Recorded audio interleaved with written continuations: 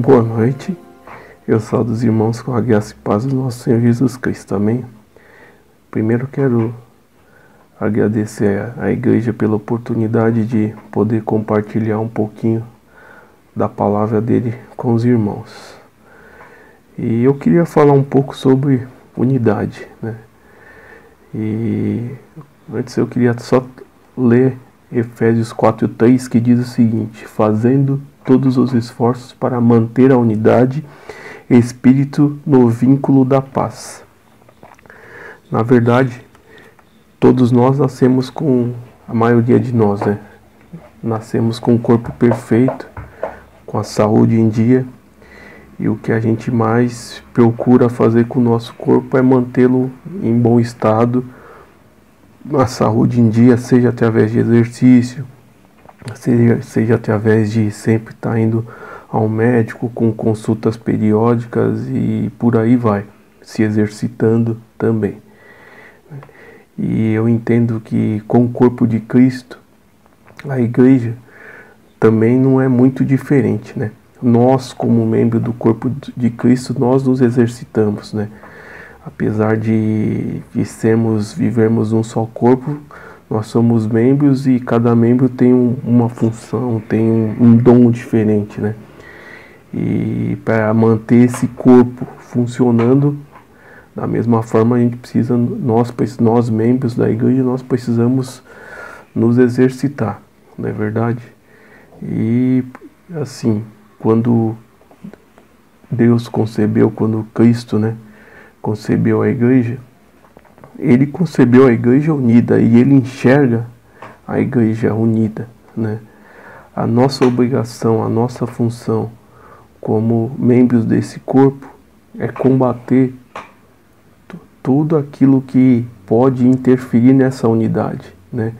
A nossa função é lutar para manter a unidade da igreja, que a igreja prevaleça e permaneça unida. Mas o que é essa unidade? Essa unidade é o quê? É eu gostar das mesmas coisas, estarmos sempre juntos. Não necessariamente, né? A unidade, ela implica em diversidade, né? Diversidade de dons, variedade de dons. A unidade, ela nos faz entender, né? A unidade, ela nos faz compreender o esforço, todo o sacrifício que Jesus fez pela igreja, a ponto de unir as pessoas diferentes, as pessoas que pensam diferente, unir os desiguais, né? É o poder que une os diferentes, na verdade, né? Em torno de um propósito. Qual que é o propósito? A glória de Deus, né? Eu vou ler uma passagem aqui que diz o seguinte: membros do mesmo corpo e juntamente participantes da promessa de Deus em Cristo Jesus por meio do Evangelho. E vou extrair só um textinho de um livro aqui que diz o seguinte: o fato de reunirmos regularmente não implica que estamos vivendo em unidade. A unidade não se fabrica ou conquista a partir do nosso esforço. Não, a unidade é uma condição sem a qual não há igreja. Ou seja, se a gente não manter a unidade, não há razão de existir igreja. A igreja, ela só pode ser enxergada, só pode ser visualizada pela unidade, porque quando Deus olha do lado de cima, ele vê um único corpo com vários membros. E o que Deus espera desses membros é que eles sejam unidos. Mas qual o propósito da unidade, né? Vou ler um versículo aqui, João 17:21, que diz o seguinte: e peço que todos sejam um, assim como tu, meu Pai, está unido comigo e eu estou unido contigo, que todos que crerem também que estejam unidos a nós, para que o mundo creia que tu me enviaste.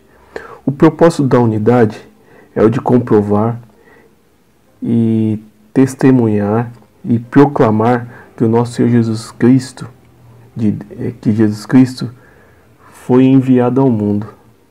Esse é o propósito da unidade, né? É de nós proclamarmos que nosso Senhor Jesus Cristo, o Deus enviado ao mundo. Essa é um dos propósitos da unidade. Mas o que fazer para fortalecer a unidade da igreja? Assuma o seu papel de discípulo, membro do corpo de Cristo. Envolva-se, esteja disponível.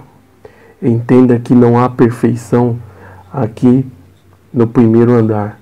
Você também não é perfeito.